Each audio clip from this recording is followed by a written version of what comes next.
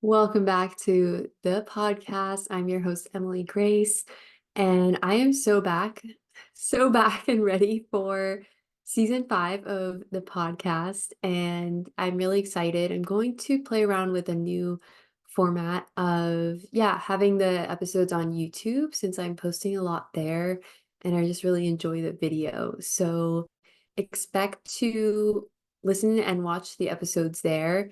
You can find my channel called Guide to Wholeness, and they will all be there. And I'm so excited to start the season off with a bang with the Queen of Clarity, Ann Latham. And if you've been struggling with getting clarity in your relationships, in your communication style, this episode is for you. She has the expertise and a new book that came out, The Disconnect Principle, which we dive into. And it's so helpful in navigating conversations at work, in your relationships, and life in general, and how important it is to be really, really clear and explicit, and how it's simple but challenging. So once you understand the frameworks, she has a lot of helpful visuals and phrases and mindsets to adopt to increase clarity in all your relationships, which have amazing results. It really helps to eliminate unproductive conversations. It also helps to boost confidence and productivity and makes every meeting efficient and powerful.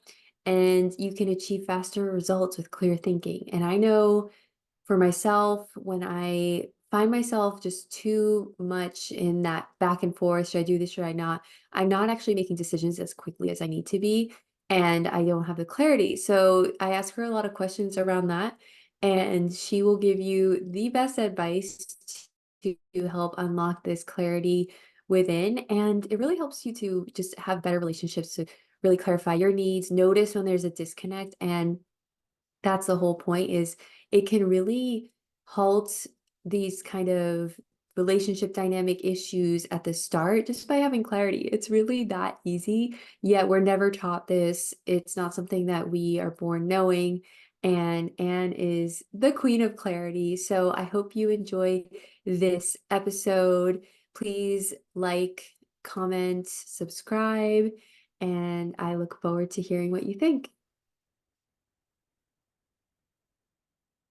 Welcome, Anne, to the podcast. I'm thrilled to have you here and to talk all about clarity. Thank you so much for coming on. Thanks a lot, Emily. I'm really glad to be here. I'm looking forward to this. Awesome. Yeah. So tell us, right off the bat, why is clarity so important? Why is it crucial in today's work environments? Not only that, but in relationships in general. Oh man, that's a great question. It is so important. I've written several books on the topic, and I've once called The Power of Clarity, once The Clarity Papers, and my newest book, The Disconnect Principle, really is it's narrower, but it's all about clarity too. And I really believe that if you are really clear about what you are trying to accomplish, how you're going to get there, with whom you're going to work, and you have the ability to focus that clarity, that you can accomplish more, you can do things with greater confidence, you can charge through walls, you can make things happen, but you also can make other people feel more confident, and because you're making it easy for them to participate. So everybody comes out ahead. You maximize the talent of everybody, and clarity is critical. And when you throw confusion of any kind in there, and believe me, we are not as clear as we think we are, you Yeah. slow things down, you make people, unsure because they're not certain where we're going or what we're trying to do. And it really derails everything, though we really put up with a lot of that. It's really sad. Yeah, it's so true. And it's so helpful to hear that this impact is not only on the individual, but everyone. It's like a win-win when you can be really clear. And it's really easy, it sounds like, to be unclear, but harder to be more clear. Is that right? Absolutely. Yeah. I've written a lot about that in terms of how we're wired, and we're not wired for clarity. We really aren't. So there's so much we can learn, so much we can improve. And that's where the book, The Power of Clarity, is really all about. Yeah. Yeah. So tell us about, I loved reading your book, The Disconnect uh Principle, and tell us a bit about that. How does that fit in with clarity? That's great. So if I could spin my camera around here, I could show you the wall with all the post-its that I put up when I was The Power of Clarity. To me, the disconnect principle was this idea I had, this important topic that I could not squeeze into the other book, and it deserved better treatment and more coverage, so it became a book in itself. And so it starts off, the disconnect principle itself is very simple. Um, Simple does not necessarily mean easy. It's very simple. And I started, and I can tell them the epiphany story of where it came from and what it's about. But what happened is I started teaching it to clients and discovered all these obstacles to to embracing the disconnect principle the way we wanted to. So like chapter 1 lays out very simply what it is. It's great. You can go with that and run with it. But it turns out, especially in the workplace, we have all these management practices that actually run against the disconnect principle and make it harder to implement and to benefit from all the rewards. Yeah, yeah, that's really helpful. And it does seem like a really simple, maybe not easy process, but throughout the book I noticed that you reframed these common issues in the workplace with, here's how the disconnect principle can help alleviate some of those challenges. And I'm curious if you could share with my listener, what are some of those roadblocks or management practices that are at odds with this idea of clarity and disconnect principle? Maybe we should at first dive into what is the disconnect principle. Yeah. Okay, so and I'll tell you where it came from. I had this client who was really struggling with an employee. He was a good man. That my client was. He was thoughtful. He wanted to help his people succeed. He had a good business going, and he wanted to make it better. And he called me in because he had this employee he was struggling with, to give him some feedback. And so I'll call him Max. I taught Max everything I had learned and that you can find on the internet about giving feedback, and how you need to focus on observable behavior, and you need to talk about the specific impact of one incident and keep it focused, and Right. some of the words you should avoid, and some of the things you might want to do to help the person see it and involve them in solving the problem. So I taught him all this, and Max was, we prepared his script. We talked about how he was going to open the conversation, and he went into this conversation feeling confident and strong and smiling. And then he came out just like, oh my God, it just went badly again. He just Right. struggled with these. And that's when I had my epiphany, because I watched what he tried to do and saw him fail again. And I realized what the problem was. The one thing they don't tell you when they tell you how to deal with difficult conversations like this is they don't stop and tell you you need to take care of the thoughts in your head. So Max was all prepared to say the right things, but he wasn't thinking the right things. In his mind, he believed he needed to set this employee straight. He needed to fix him in some way. He needed to correct him. He needed to do something to him. And so when you have those thoughts in your head, it doesn't matter what you intend to say, your body language, the tone of your Yeah. voice, and any impromptu words that do come out of your mouth unplanned are going to make it obvious to the other person that you're blaming them, you're trying to fix them, Right. you don't trust them or whatever. You're treating them, you're not treating them with the kind of respect, you're not treating them with equals, and they feel it. If you've ever been at the receiving end of any kind of negative feedback, you know what that feels like when you feel like you're being blamed, when you feel like someone is trying to change you and manipulate you or coerce you. It's really, really unpleasant. So we get defensive. So the disconnect principle, what I came up with was, look, when something doesn't go the way you expected, all you know for certain is something didn't go the way you expected.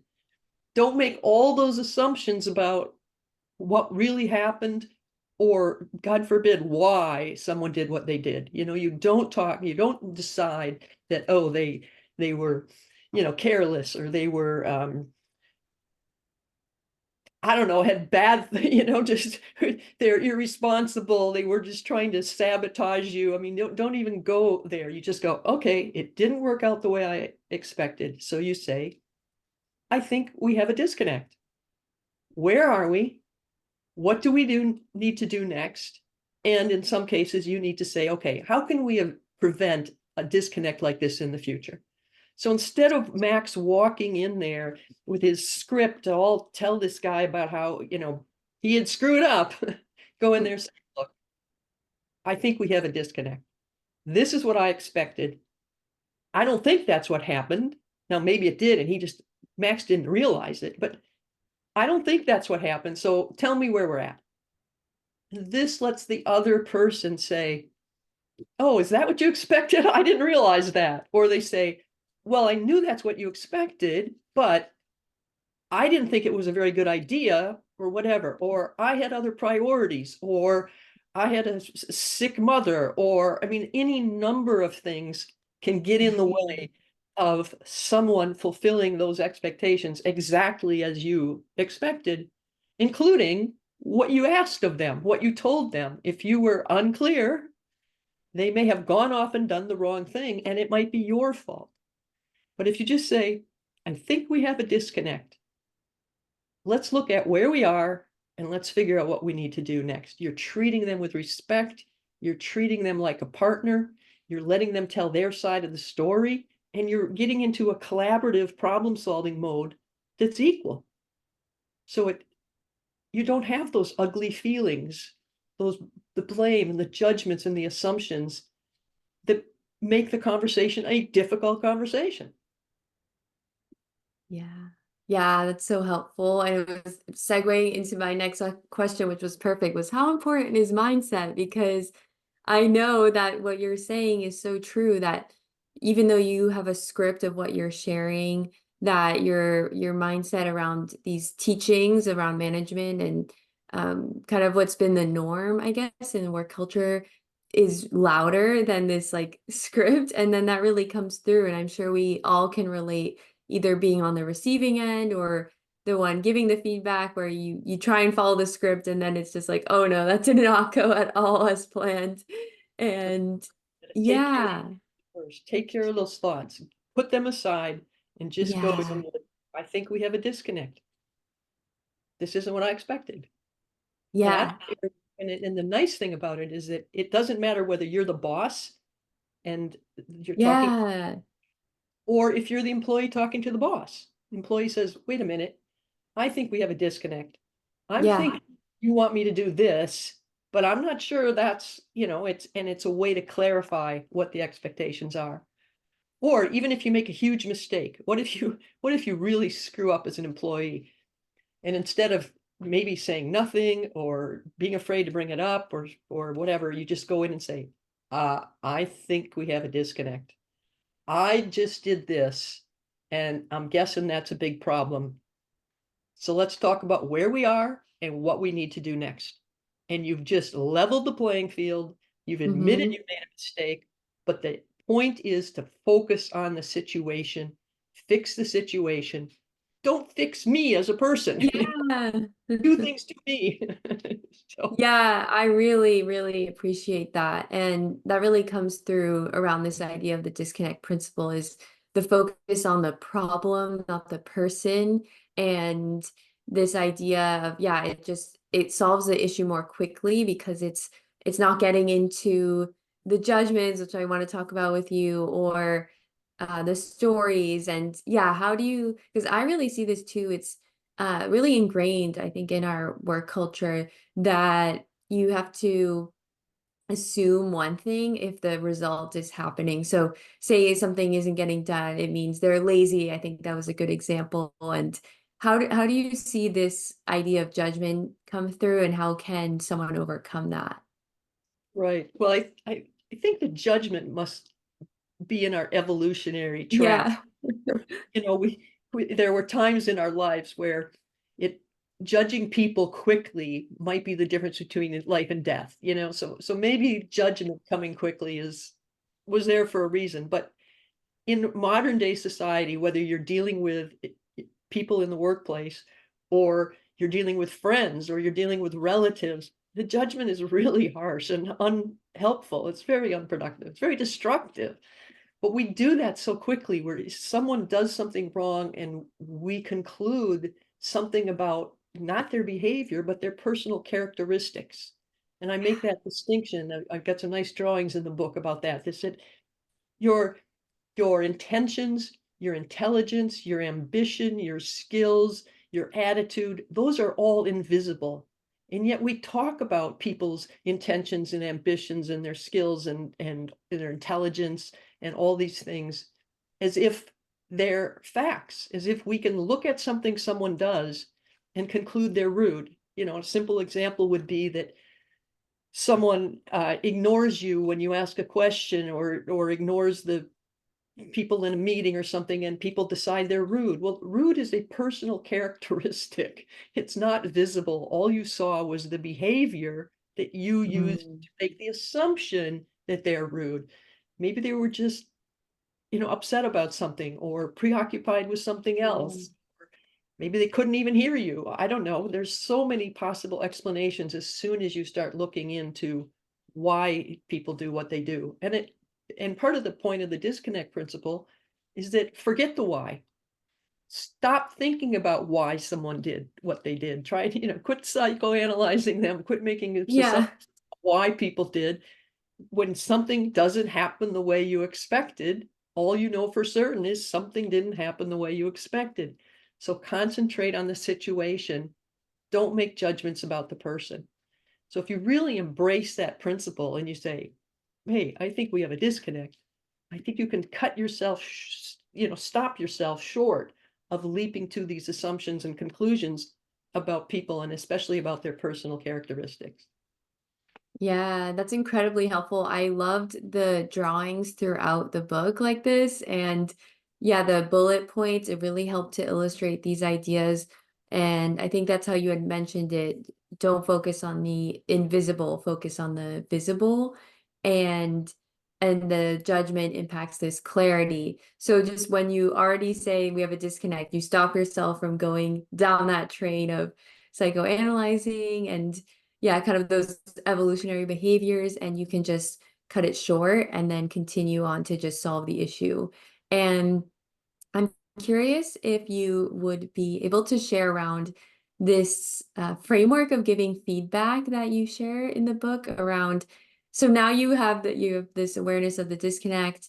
Then how can someone go about best sharing this? Because I think it's very intentional the way you shared it around consideration, around not having these judgments and solving the issue as quickly as possible. So I'd love to hear more about that. So how to handle situations or how to share the principles so people can learn to do it? Which one are you asking about? Oh, so I was asking about the components of feedback. So how can, once you have this awareness of the disconnect, how can you share this in feedback in that framework? Okay, so we talked about focusing on the visible, not the invisible. So you still want to focus on observable behavior and impact, but you Yeah. also want to, if you step back and say, I think we have a disconnect. I expected this report to be done on Monday morning by 9 o'clock, and it wasn't. And instead of saying, you know, you've done this 3 times in a row and I'm disappointed in you, and what are you going to do to fix yourself? Then you say, I expected the report by 9 o'clock. It doesn't seem to have happened. Where are we? And so you're not going beyond that. All you're saying is, I had this expectation it could be my fault that it's not there. I might not have been clear about what I expected or when, or maybe you hit all kinds of obstacles. So just where are we? And what we've done is we've gone through, traditional way to give feedback is I expected this and here's the impact. All these people were hurt and, this Yeah. delayed and, and you lay it on them and they're going, oh my God. And the whole reason this happened was because uh, someone gave me, your boss gave me something that was a higher priority. So I did that instead. I mean, but you're down this trail of telling them the impact and how bad this was. And so, no, don't go there. Just say, I expected this to happen and it didn't happen. And then, or I don't think it happened. I've mentioned that before. If you might be unsure, or you probably should be unsure because maybe they did get it in, but they emailed it and you expected it on the desk and they haven't checked their email. I mean, who Mm. knows what's really went on there? So you just go, I think we have a disconnect. Help me understand where things stand. And then you open the door for a much more collaborative conversation, whether it's, oh, really simple. I didn't understand that that's what you wanted, or I did this instead. Or, there's sometimes when a boss asks you to do something, or, even a friend asks you to do something, or a parent asks you to do something, and Mhm. say, I thought about it and I didn't think it was a very good idea. This is the way I'm thinking about it. And you change the whole conversation. And then, the boss might say, well, yeah, I understand why you didn't think it was important to get that report in, but I need it. So, you know, I have to give it to my boss, whatever. Can you have it to me by tomorrow or something? So Yeah. it makes it a much more respectful, equal Yeah.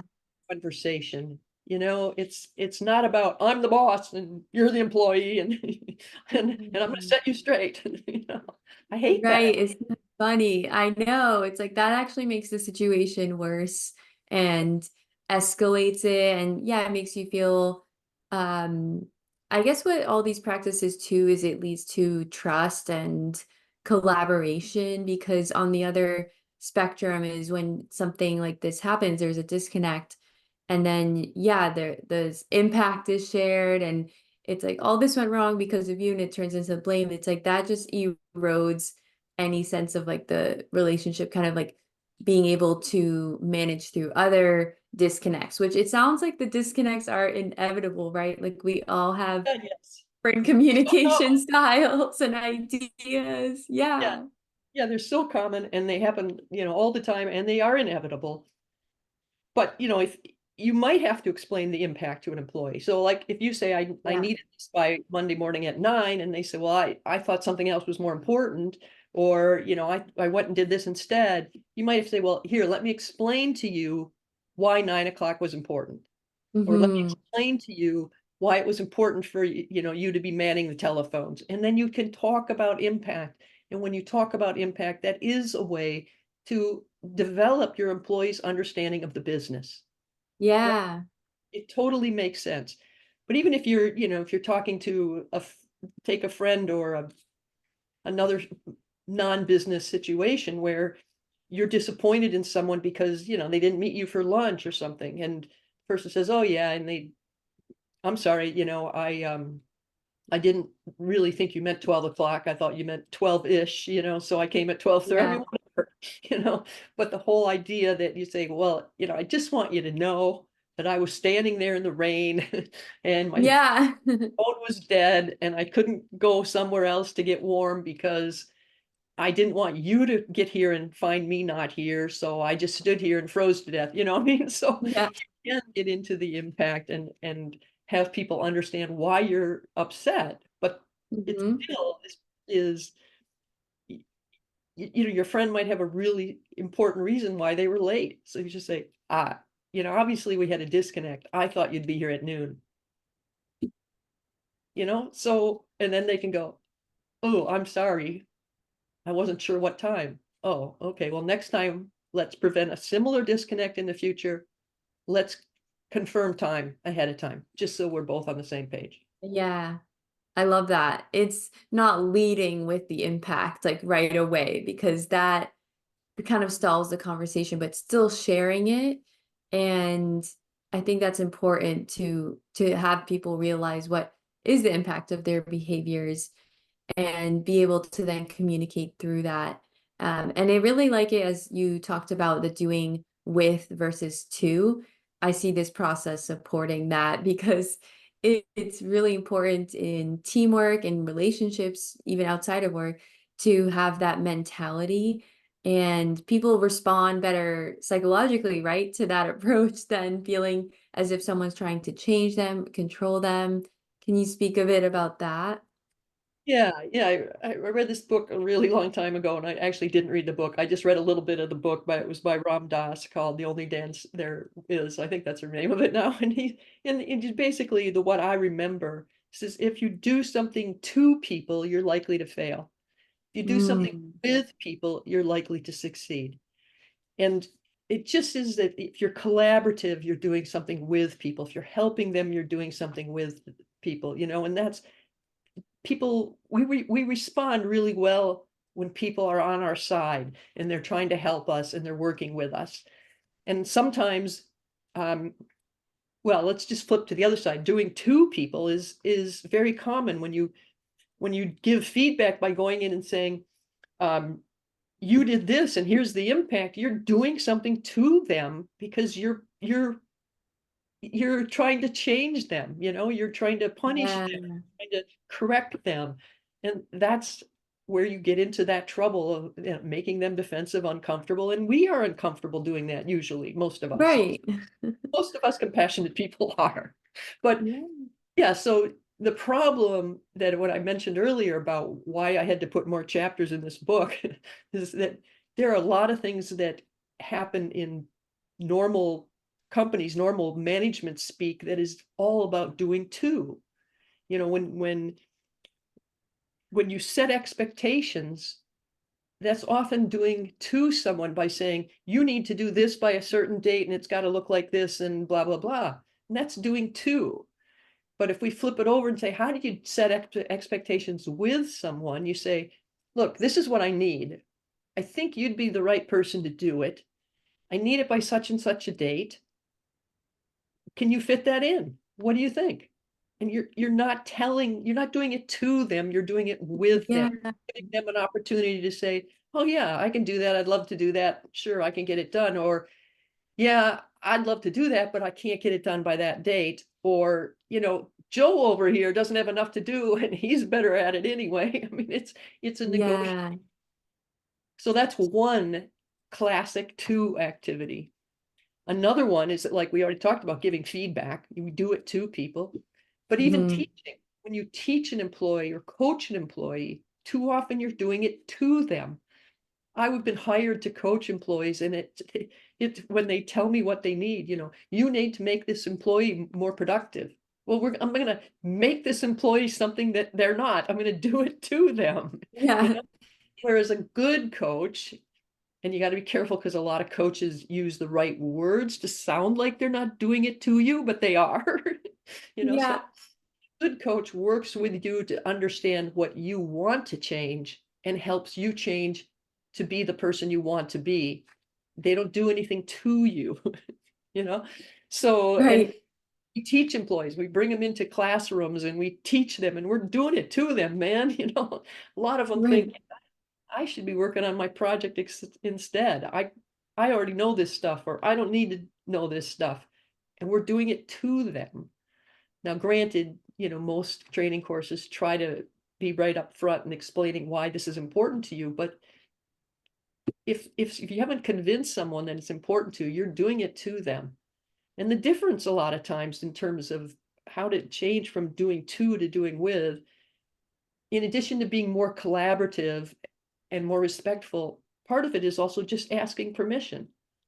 So Mhm. let's say an employee needs to learn how to do something better, and you find a suitable moment when they need help doing it better, and you say, look, I could show you a faster way to do that if that's of interest to you.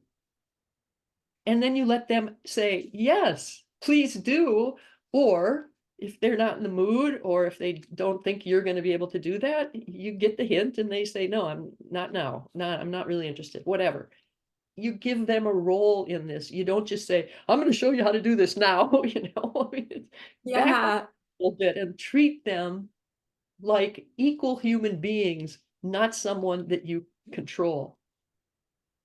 Yeah, that's incredibly helpful. And I think the metaphor you used in the book was, yeah, think of just students in a classroom and they just like are being talked to all day. I'm like, that was my experience of school, and why I never really enjoyed that traditional sense was like it didn't feel good to just be kind of at will and not really feeling connected or in partnership with the learning. It was just like, Just talked at. do this. Yeah. Yep. Yeah, so it's really helpful to know that they're gonna be more bought in and they're gonna be self-motivated, and it's not gonna feel as if you have to get people to do things. And I think from what you shared in the book, it sounds like it's really beneficial for not only managers, but also employees to then take more ownership in their careers and more reflection. And I think I don't know if you want to touch on this, but there's the mother of all disconnects and how this would play into that. Yeah. Yes. Yeah. Yeah. I'm really glad you asked, because most companies, the attitude is that they get to hire and fire. And that's perfect doing too, and Yeah.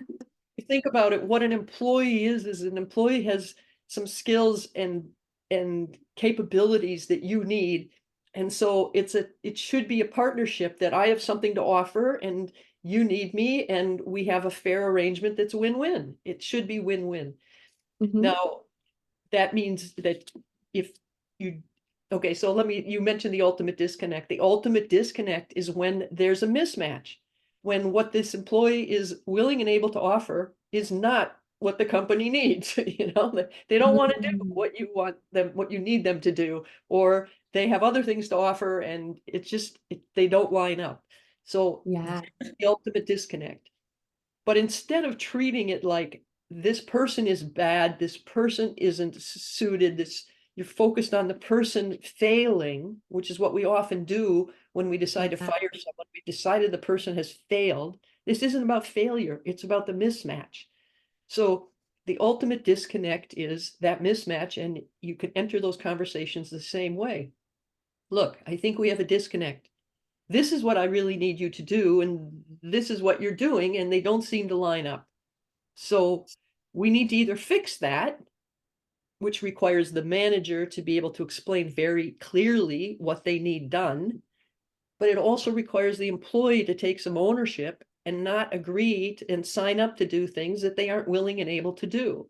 It's like, I need you to learn how to do this. Are you interested in learning how to do this? If you're not even interested in learning how to do it, we have the disconnect, the ultimate disconnect. Yeah. It's time for you to take responsibility for yourself and your career and go somewhere else. Now, maybe the manager can say, look, there's this other position we can try you in, or we can take this responsibility away from you because you clearly don't want anything to do with it. But by the way, you won't end up with a full-time job. So you need to help us figure out how to use your skills and capabilities, or it doesn't make sense for you to work here.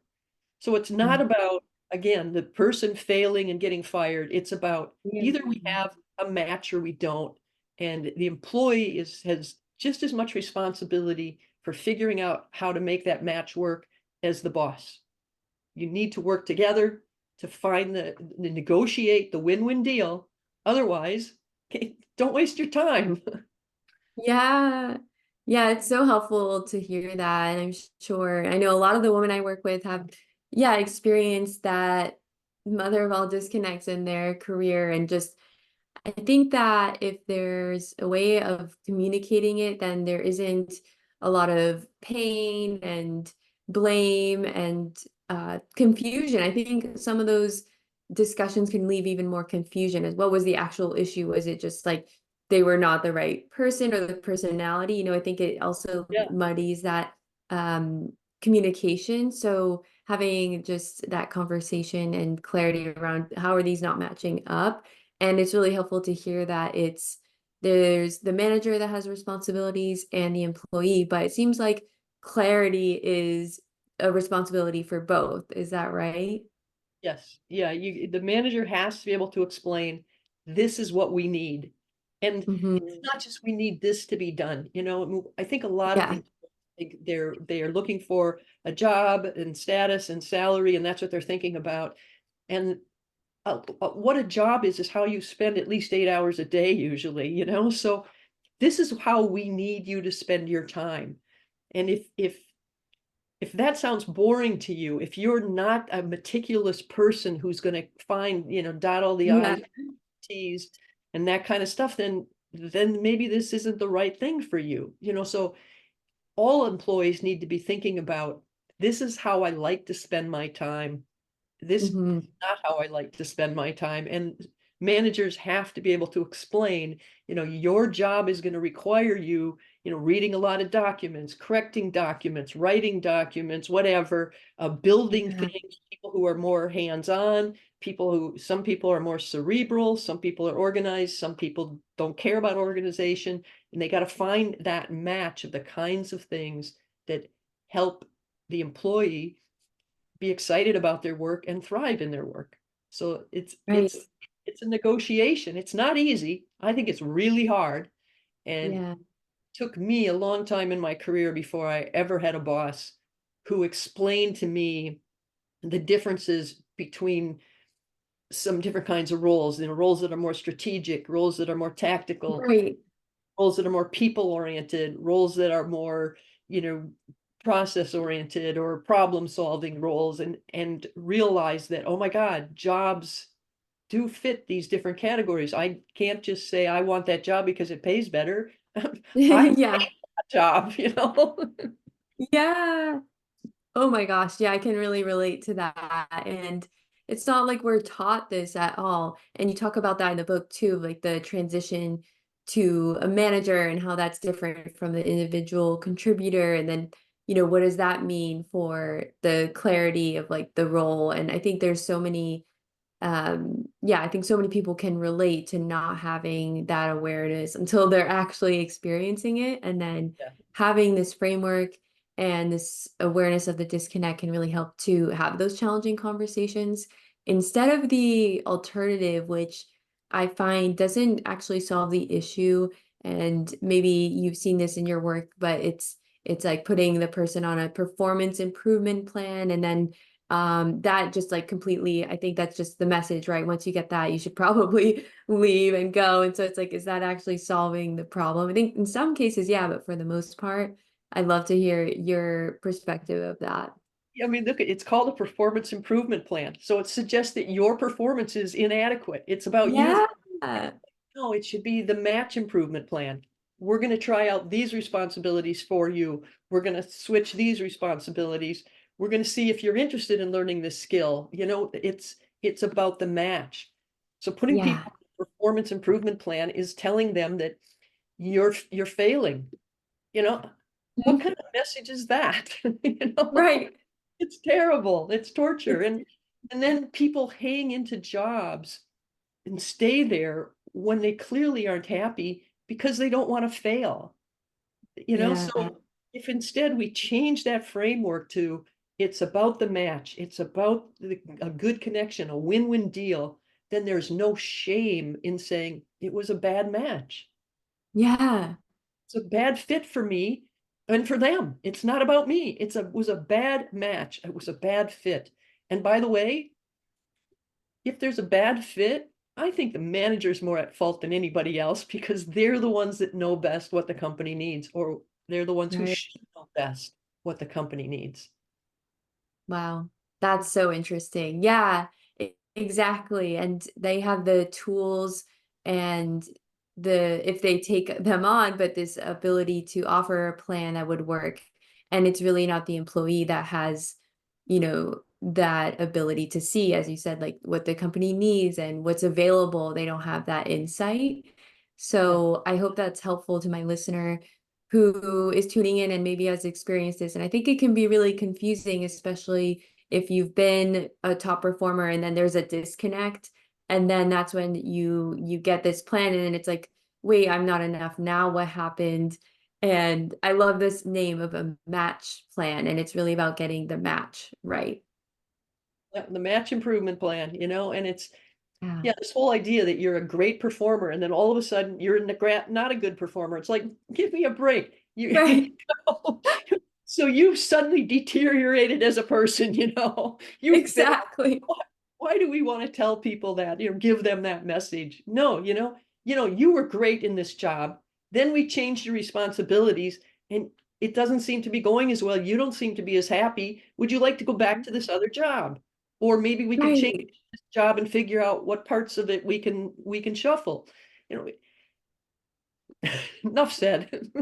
Yeah, exactly. It's really, and I think so many people experience that, and it's very, yeah, it's very confusing. And I think these old, outdated ways of dealing with conflict or mismatches and disconnects are not able to work anymore. And there's so much change and, yeah, constant change in the workplace, in the world, that these tools are really needed to have these conversations and to partner with. And it seems so simple. Like you could just have one. I think that's what I really got from this book is you could just have one conversation and it doesn't have to even escalate to these kind of performance improvement plans or these huge blowout kind of discussions. Is if at first you just did the clarification, you would avoid that, right? Yep. Yes, yes, yes. Yep. We have a disconnect. I hired you to do this. Um, I don't see it working out right. Where are we? What do we need to do next? You know, Yeah. same conversation you have when you're giving someone feedback. And the person can say, I thought this was a good idea too, but I don't really like this. Or this is something Right. as a skill I don't have. Well, do you want to learn this skill? Should we train you, or is this something you don't want to learn? It Yeah. really can be quite easy. And the whole problem, if you Google difficult conversations, you'll see there's, millions of articles about how to deal with difficult conversations, how to master difficult conversations. And what I'm promoting by focusing on the disconnect and saying, let's fix this disconnect, let's fix the situation, not the person, it eliminates the difficulty in the difficult conversations, because the difficulty are those negative judgmental assumptions in your brain that prevent you from treating people with respect, compassion, objectivity, and fairness. Yeah. Yeah. That's exactly it. Yep. Wow. Well, I'm grateful that you're doing this work and that you are putting this out there and helping companies to navigate this kind of conversations and help train and empower them with this knowledge, because I think it's so needed, not only at work, but in relationships. I think that's just a key point is there's always going to be a disconnect. And if you can just learn one thing, my listeners, to just say, I think there's a disconnect, that can just Yep. already just open everything up and help shift things really quickly. Absolutely. Yeah, I encourage people to read the book, The Disconnect Principle, help you Yeah. really embrace the whole thing, and encourage the people around you to read it as well, because, and your boss or, whoever, your employees, because if you understand it as a team, because if I say to someone out of blue, I think we have a disconnect, they're not going to, well, it'll make some sense to them, but it'll make much Yeah. more sense to them if they've read the book. But if you say, I think we have a disconnect, I expected this, and that doesn't seem to be what happened, where are we? Almost anybody can understand that. That's pretty clear, but if everyone's on the same page about understanding what a disconnect is, how to go about resolving it, the fact that the ultimate disconnect is this lack of a win-win deal between an employee and a boss, the broader that understanding, the more readily people will recognize disconnects and have the ability to resolve them without blaming anything on the person. They will all learn how to Yeah. situation, not the person. Absolutely. Yeah, I think that's exactly it. Having the same terminology and framework that your team is using and sharing it with your manager. That's kind of been one of my favorite things, is to share things with, yeah, the people I work with and collaborate, to just be like, oh, look at this, we can use these tools, and have that same awareness. So absolutely. And where can my listener find you online? I think the easiest place is disconnectprinciple.com, or connect with me on LinkedIn. And I'm Ann Latham from Uncommon Clarity. Amazing. Thank you so much for coming on the show. And I really enjoyed chatting with you. And I know my listeners are going to walk away with clarity of their own. And yeah, being empowered to have these really courageous conversations you've been able to put in a really simple way to help reduce the overwhelm. So thank you for the work that you do. Thank you. And it's been fun talking to you about it. I'm glad you're enthusiastic. I appreciate that. Yeah, me too. Thank you so much.